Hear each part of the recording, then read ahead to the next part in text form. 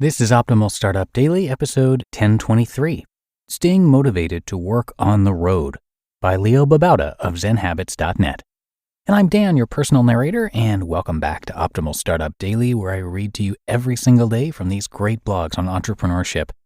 And so let's get right to it now as we hear from Leo and optimize your life. Staying Motivated to Work on the Road by Babauta of ZenHabits.net. I'm about 2 weeks into my grand travel experiment, and I'm happy to report mostly successes. The biggest successes have been with working every day and my daily workouts. I've also been meditating every day, though not as long as at home. I've mostly controlled overeating by trying to stop before I get too full, which is a big win for me while traveling, though I haven't succeeded in every meal. It really helps to have this experiment going to help me be mindful. Today, I'd like to share some of what I've been learning about working on the road, which can be tough. I've been successful, but overcoming the lack of energy to do work has been an interesting challenge. In the past, I've done all my work before the trip so that I can be completely focused on being present during the trip and not worry about work, but that's really tough, and I decided it's more sustainable to be able to work while traveling. So I purposely didn't do any work ahead of time, so I'd be forced to do the work while traveling. My plan? Wake up before the kids, go to a coffee shop, and do an hour's worth of work before doing our daily walking around and exploring a foreign city together. How it has worked out so far. I only went to a coffee shop on the first few days. It turned out to take too long to go to a coffee shop, do an hour's work, and then come back. So I've been waking up a bit early and doing my work as the kids get ready. This is a bit distracting, as all the chaotic activity of 6 kids and a wife getting ready can be noisy and busy. But I have been able to get my work done despite this. I've had less energy because we've been walking an incredible amount, but I've still overcome that obstacle as well.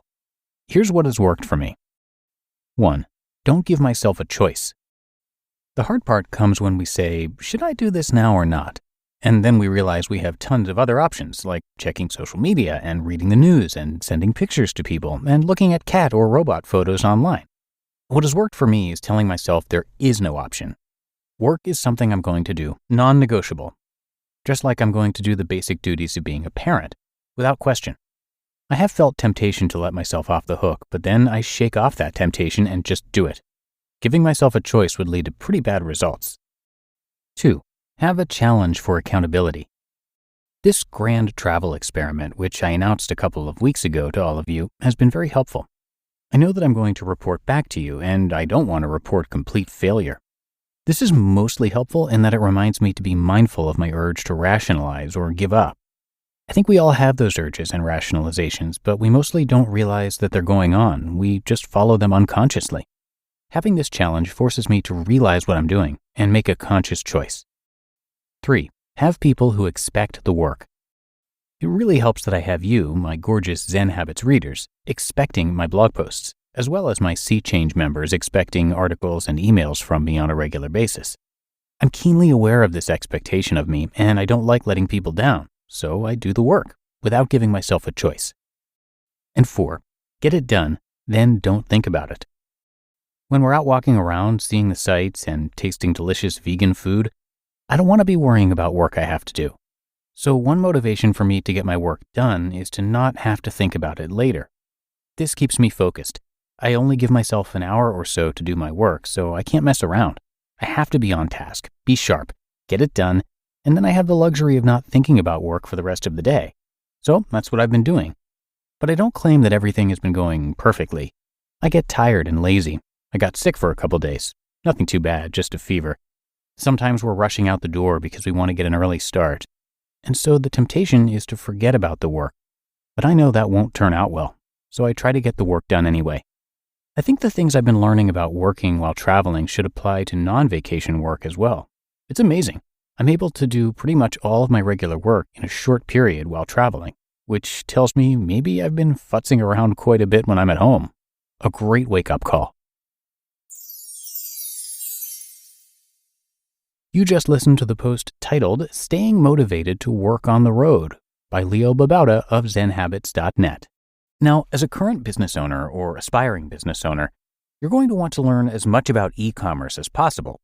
Well, I have a great podcast recommendation for you, the eBay for Business podcast. which is a top e-commerce resource featuring eBay sellers, eBay employees, and industry experts. Their combined knowledge will give you all the information you need to successfully start, run, and grow a business on eBay. You'll receive product and campaign launches and updates from eBay employees. And industry experts will teach you about what external factors directly affect an eBay business, including tax reporting.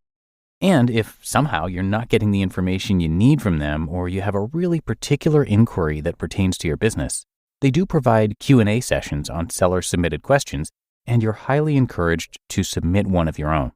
So once again, I highly recommend this show. It's a great one to pair with OSD. So come listen to the go-to source for all things eBay on the eBay for Business podcast weekly. You're always looking for ways to improve the speed and organization of your work. But if you're still jumping between 50 tabs just to do your job, then maybe you haven't found the right tool yet. That's where Notion comes in. And today, I'm excited to share that they just launched Notion Projects, which includes new, powerful ways to manage projects and leverage the power of their built-in AI features too. Notion Projects combines project management with your docs, knowledge base, and AI, so you can stop jumping between tools, stop paying too much for them, and use automation to help you succeed. In just one workspace, you can do everything you need to get your projects over the finish line, from brainstorming to drafting launch plans to organizing sprints and keeping everyone on deadline. Do your most efficient work with Notion Projects. You can try it for free today at notion.com/OSD. That's all lowercase letters, notion.com/OSD. And when you use our link, you're supporting our show. So go right now to notion.com/OSD. And thanks to Leo and Zen Habits, his site is all about finding simplicity and mindfulness in the daily chaos of our lives. It's about clearing the clutter so we can focus on what's important, create something amazing, and find happiness. It has over 1 million readers and was named one of the top 25 blogs by Time magazine. And if you enjoy Leo's work, you can come check out our other shows where we narrate more of his content, since he does write about so many different subjects. And you can find all of our shows by searching for Optimal Living Daily wherever you get your audio, and just hit subscribe or follow in the podcast app of your choice to get all the new episodes delivered to you daily. Or you can also come by oldpodcast.com to see all the info about our shows, plus much more. So that's going to do it for me today. I hope you enjoyed the post from Leo and that you are having a terrific day out there.